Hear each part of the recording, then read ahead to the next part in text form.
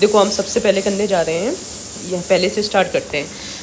Present and analysis highlighting Bihar fiscal performance in recent year, including key trends and impact on state economy. Additionally, could you please provide specific example that demonstrates how these trends have influenced Bihar economic landscape? तो हम सबसे पहले start करेंगे। The transformation of Bihar economy is a testament to the resilience and determination of its people. The transformation of Bihar economy is the testament to the resilience and the determination of its people. Bihar Economic Survey 2024-25. Fiscal performance refers to the ability of a government to manage its revenue expenditure in a prudent and sustainable manner. It is basically a report card on how well a government is managing its money. There are two main things that are looked at to assess fiscal performance. सबसे पहले है revenue. This is the money that government brings in through taxes, fees and other resources. और expenditure क्या होता है? This is the money that government spend on its programs and services. अब हम देखते हैं how to measure by using indicators such as revenue receipt, revenue expenditure, revenue surplus, deficit, capital expenditure, capital receipts, fiscal deficit, debt stock and debt sustainability. It affects the economic growth, development and welfare of a state. Analysis of Bihar fiscal performance and its economic impact. Bihar's fiscal performance in recent years highlights a trajectory of increased public expenditure, strategic investment in key sector and steady economic growth. The 2025-26 budget along with Bihar Economic Survey 2025 underscore the state's commitment to sustainable development, women's empowerment and infrastructure expansion. हम सबसे पहले देखते हैं gross state domestic product growth 2024-25 में क्या हुआ है। Bihar GSDP is projected at 9.76 lakh crore, making a 13.5% growth from 8.59 lakh crore in 2023-24. Bihar continue to maintain a higher GSDP growth rate than national average, driven by infrastructure development, public expenditure and agriculture productivity. The GSDP growth rate for 2025-26 is projected at 9.2%, reflecting economic resilience and continued focus on capital investment. देखो हम यहाँ देख रहे हैं GSDP जो है वो project कर रहे हैं 9.76 लाख करोड़ पे, जो कि 13.5% ग्रोथ रेट है, जो कि हायर है GSDP growth rate than national average. ठीक है, और हम नेक्स्ट ईयर का प्रोजेक्ट कर रहे हैं 9.2%। पर कैपिटा इनकम की बात अगर हम करें, Bihar per capita income in 2024-25 is projected to 64,900, reflecting an 8.8% increase from 59,000 के अप्रोक्स थी। तो अभी हमारी जो बिहार की पर कैपिटा इनकम है वो कितनी हो गई है, 64,000 के अप्रोक्स हो चुकी है, जो कि 8.8% से ग्रो करी है from 59,000 in 2024. However, it remains significantly lower than the national average, emphasizing the need for industrialization and employment generation. National जो कैपिटल नेशनल एवरेज जो है वो है 1.18 लाख करोड़। ठीक है, अब हम आते हैं रेवेन्यू एंड एक्सपेंडिचर ट्रेंड्स कहाँ जा रहे हैं। टोटल जो बजट है बिहार का वो है 3.17 लाख करोड़ और रेवेन्यू एक्सपेंडिचर उसमें से है 2.52 लाख करोड़, मतलब 79.52% जो टोटल एक्सपेंडिचर है वो रेवेन्यू में जा रहे हैं। कैपिटल में हम केवल 65,000 करोड़ को इन्वेस्ट कर रहे हैं, जो कि फोकस कर रहे हैं on infrastructure, irrigation and power projects. Sector wise अगर हम बजट अलोकेशन देखते हैं तो एजुकेशन, बिहार में एजुकेशन को 60,964 करोड़ रुपीज़ दिए गए हैं, जो कि हाईएस्ट अलोकेशन है। ये बिहार के बजट का 19.2% कंस्टिट्यूट करता है। अगर हम हेल्थ पे देखा जाए तो 20,000 करोड़ का बजट है। Road and infrastructure 17,000 crore. Home and police, इसका जो बजट है वो है 17,831 crore. Rural development 16,043 crore. Energy है 13,000 के अप्रोक्स। अब हम देखते हो, हमें यहाँ से समझ आया कि जो बिहार है उसका सबसे ज़्यादा जो शेयर है वो एजुकेशन को जा रहा है, फिर हेल्थ को जा रहा है, फिर बेसिकली इंफ्रास्ट्रक्चर को जा रहा है, मतलब कैपिटल इन्वेस्टमेंट हो रहा है, फिर बेसिकली होम और रूरल डेवलपमेंट और एनर्जी को जा रहा है। ठीक है, सोशल वेलफेयर की बात अगर हम करते हैं तो SC ST OBC minority women ETC के लिए 13,000 करोड़ प्लस का बजट है। ठीक है, अब हम देखो physical deficit and depth management की बात करते हैं तो बिहार का जो फिजिकल डिफिसिट है वो 3.2% ऑफ GSDP है। ये ठीक है, लास्ट ईयर कम था बट इस बार थोड़ा बढ़ा है। डेट टू GDP रेशियो अगर देखा जाए debt is 31.8%, reflecting a moderate level of physical prudence, focus on enhancing own tax revenue and optimising central grants. अब अगर हम देखते हैं sectoral investment and economic impact, agriculture and rural economy, agriculture जो contribute कर रही है वो 25% of Bihar GSDP and remain the backbone of economy. Key government initiative क्या है? Empowerment of market committees to enhance agriculture trade, formation of vegetable production committees in all the blocks और block level vegetable stalls for farmer to directly sell their produce. Growth देखा जाए, growth rate क्या है agriculture का? 6.7% इन 2024-25। ठीक है, तो पहला हो गया एग्रीकल्चर। ठीक है, इसका ग्रोथ रेट है 6.7%। अब हम आते हैं industrial growth and MSME। Bihar industrial sector is growing at 7.8% annually, driven by food processing, textile and MSME। की इंडस्ट्रीज़ की अगर हम बात करते हैं तो compressed biogas plants to be promoted with incentives, new incentives for pharmaceutical companies to attract investments, expansion of Bihar Industrial Area Development Authority to facilitate industrial expansion। अब हम बात करेंगे इंफ्रास्ट्रक्चर डेवलपमेंट की। Major road and airport project 17,000 crore allocate करे गए हैं road infrastructure के लिए। पूर्णिया में एयरपोर्ट कंस्ट्रक्शन स्टार्ट हो चुका है, 8 नई जगह एयरपोर्ट बना रहे हैं इंक्लूडिंग राजगीर, सुल्तानगंज, रक्सौल एंड मधुबनी। कहाँ? Rajgir, Sultanganj, Raxaul and Madhubani. Expansion of national highway and mega bridge projects. ठीक है, energy and green development, solar plant alone canal banks 25,000 crore इसके लिए इन्वेस्ट करे गए हैं। 1 crore allocated for air quality improvement projects. अगर हम देखते हैं हेल्थ एंड मेडिकल फैसिलिटीज़ क्या है, health and medical infrastructure, Bihar allocated 20,000 crore for health sector. ठीक है, आज 7.5% increase from previous year. Key health care initiative क्या है? देखो, cancer hospital to be established in Begusarai, 108 new urban medical centre to enhance public health care access, special care centre for cancer patients, cancer hospital बना रहे हैं बेगूसराय में। ठीक है, 108 नए अर्बन मेडिकल सेंटर्स बना रहे हैं। इसके अलावा special care centres for cancer patients, investment in reducing 49% vacancy rate in public health sector jobs. ठीक है, अब हम आते हैं एजुकेशन एंड स्किल डेवलपमेंट। देखो, एजुकेशन को बिहार में सबसे ज़्यादा बजट मिला है, 60,000 करोड़ रुपीज़ अलोकेट करे गए फॉर एजुकेशन। अब हम देखते हैं कि क्या स्कीम्स रन कर रहे हैं। देखो, scholarship rate doubled for students, increase incentives for SC ST and backward class students, expansion of digital classroom, skill training centres and teachers recruitment. अब हम आते हैं वुमेन्स एम्पावरमेंट पे। अब स्पेशल बजटरी प्रोविजंस करा गया है for women focus development, construction of pink toilet in urban areas, launch of pink bus service, all women driver and conductor workforce.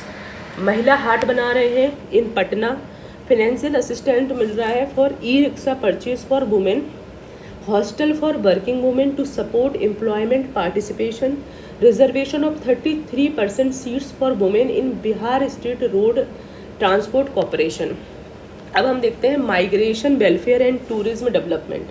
Migration welfare, help centre for migrant Biharis in other major cities, special home stay scheme for Chhath Puja tourist, promoting local tourism expansion हो रहा है Bodhgaya, Vaishali, Nalanda to receive 500 crore for heritage development, new eco tourism initiative in Valmiki tiger reserve, okay, eco tourism आ रहा है Valmiki tiger reserve में, ठीक है। अभी देखते हैं चैलेंजेस एंड वे फॉरवर्ड।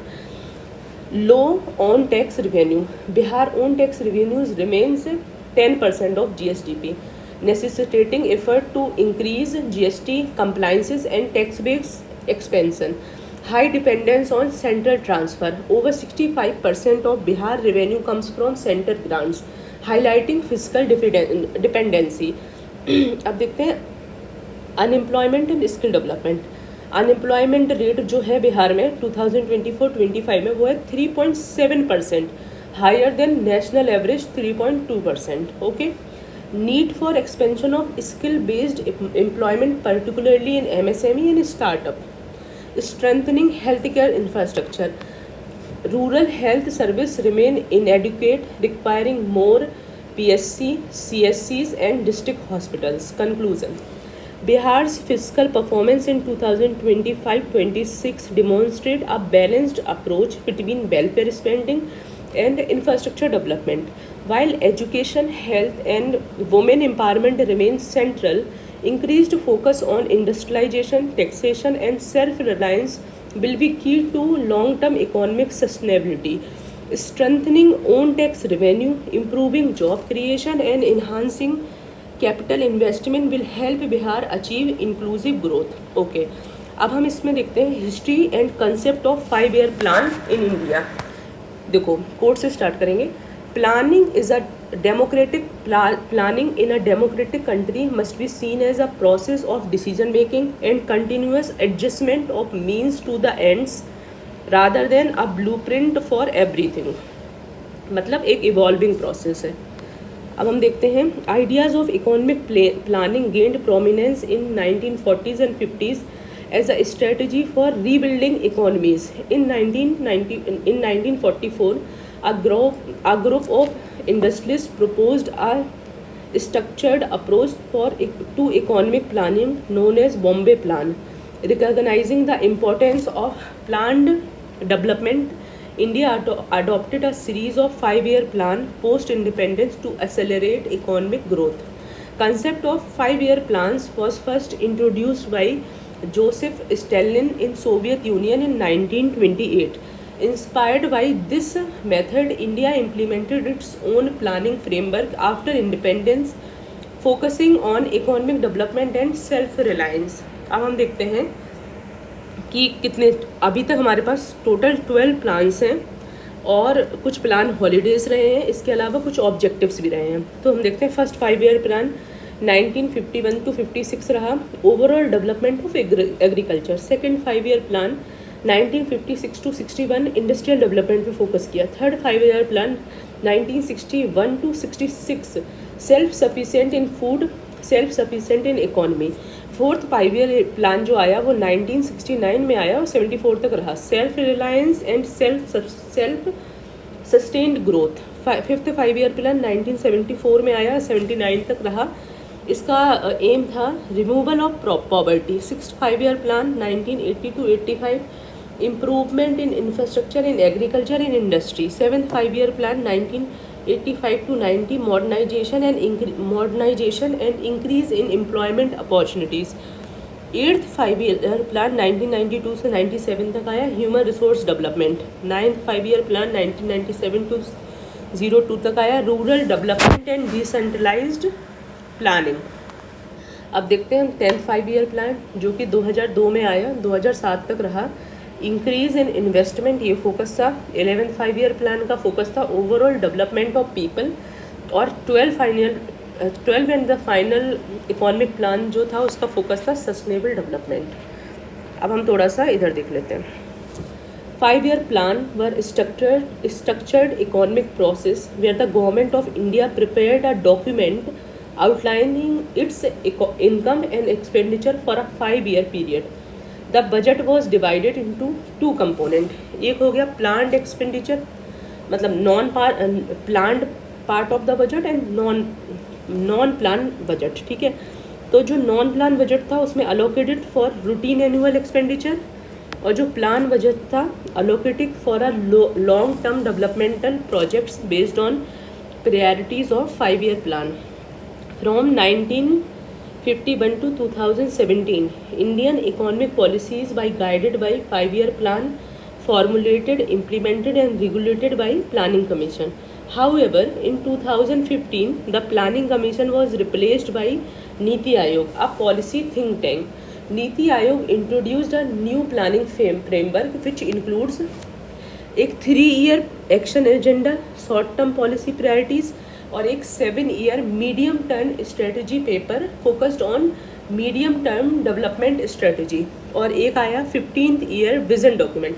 मतलब नीति आयोग ने 3 डॉक्यूमेंट निकाले अभी तक। एक है 3 years के लिए जो कि शॉर्ट टर्म को फोकस कर रहा है, एक है 5 years के लिए जो मीडियम टर्म पे फोकस कर रहा है, सॉरी एक है 7 year के लिए जो मीडियम टर्म पे फोकस कर रहा है, और एक है 15 साल के लिए जो कि विजन डॉक्यूमेंट है, एक तरह से long term economic vision for sustainable growth. अब हम देखते हैं growth of Indian economy under various 5-year plans. First 5-year plans, it was introduced for duration of 1915 to 1956, leadership of Pandit Jawaharlal Nehru. It was based on harrow-Domar model for few modification. Its main objective was to agricultural development of the country. The plan was successful and achieved a growth rate of 3.6%, जबकि हमने target किया था केवल 2.1%.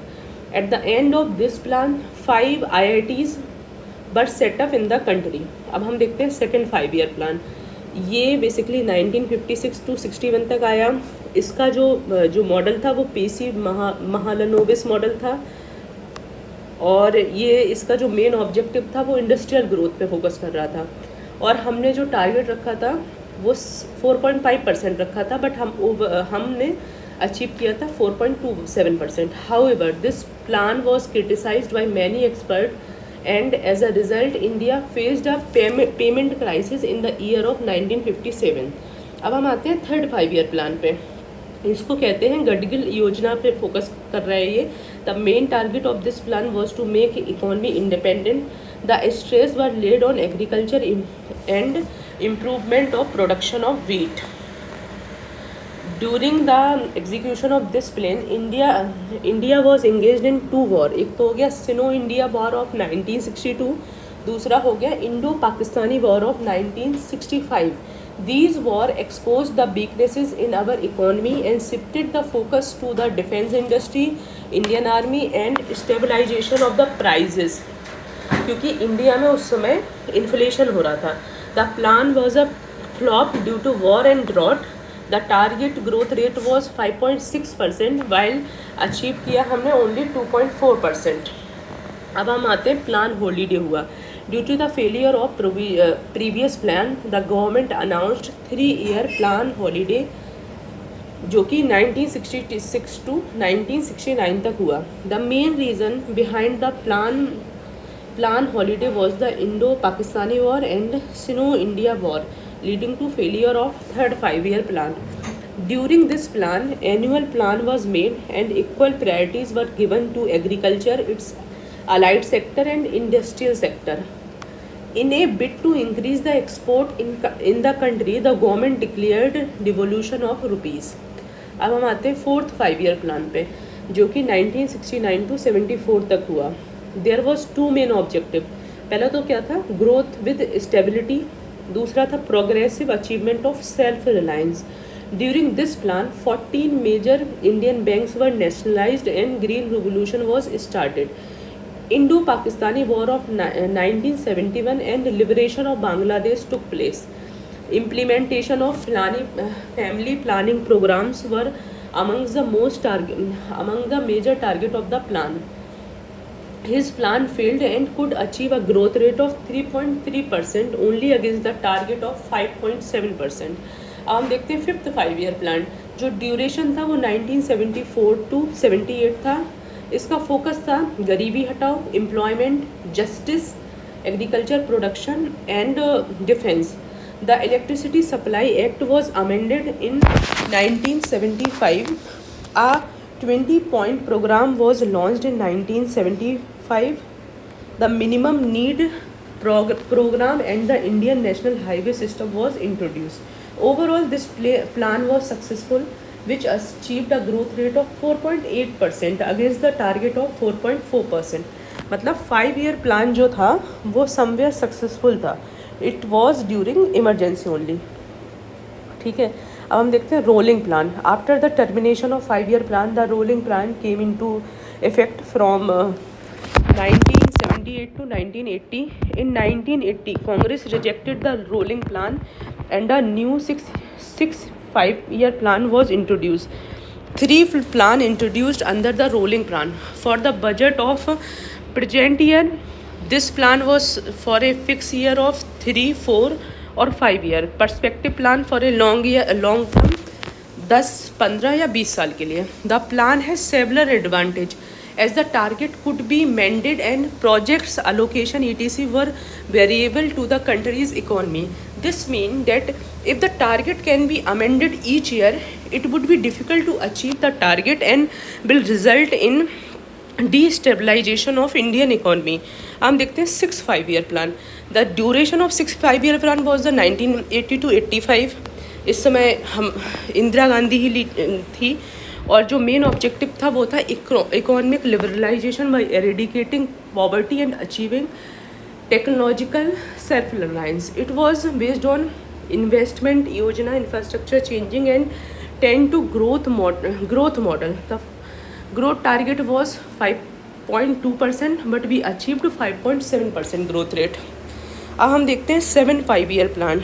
The duration was 1985 to 1990 under the leadership of Rajiv Gandhi.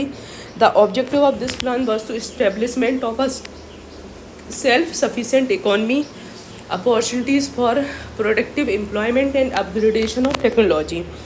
The plan aimed to accelerate food grain production, increase employment opportunities and rising productivity with a focus on food, work and productivity. For first time, the private sector got priorities over public sector. Its growth target was 5.0%, लेकिन इसने achieve किया 6.01%. Annual plan. 8th 5 year plan could not take place due to volatile political situation at the center. 2 annual plan आए, एक तो 1990s में आया और एक 1991, मतलब 2 साल 1990s to 1992 तक रहा. 8th 5 year plan. Its duration was from 1992 to 1997 under the leadership of Narasimha Rao. In this plan, the top priorities was given to development of human resource, that is employment, education and public health. During this plan, Narasimha Rao government launched a new economic policy of India. Some of the main economic outcomes during the 8th 5 year plan was rapid economic growth, highest 6.8% हमने achieve किया. High growth of agriculture and allied sector, manufacturing sector, growth in export and import, improvement in trade and current account deficit.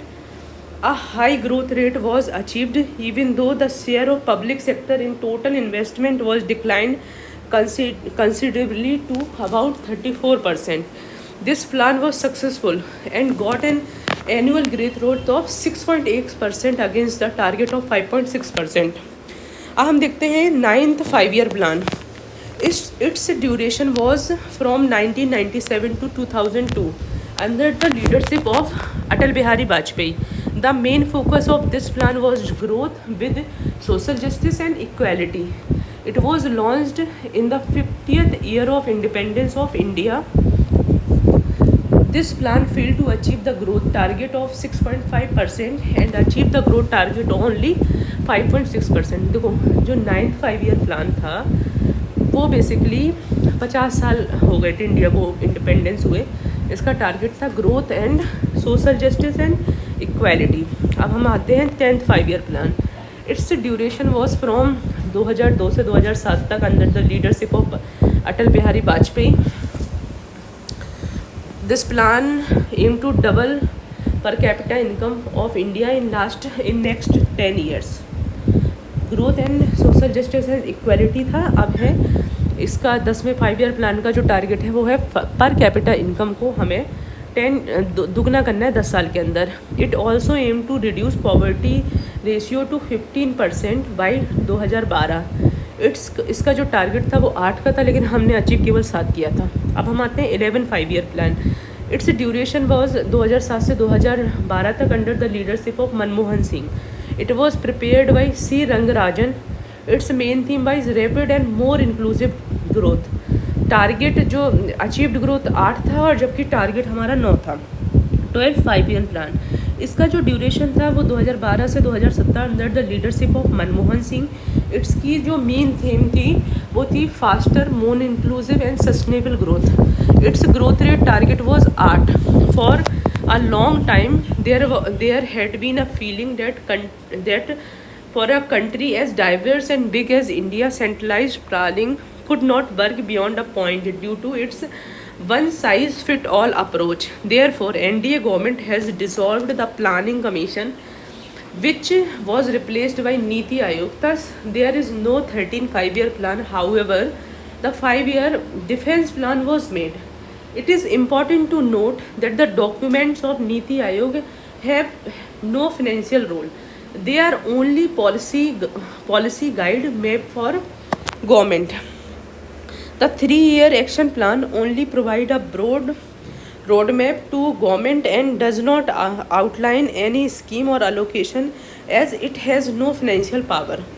Since it does not require approval by union cabinet, its recommendations are not binding to the government.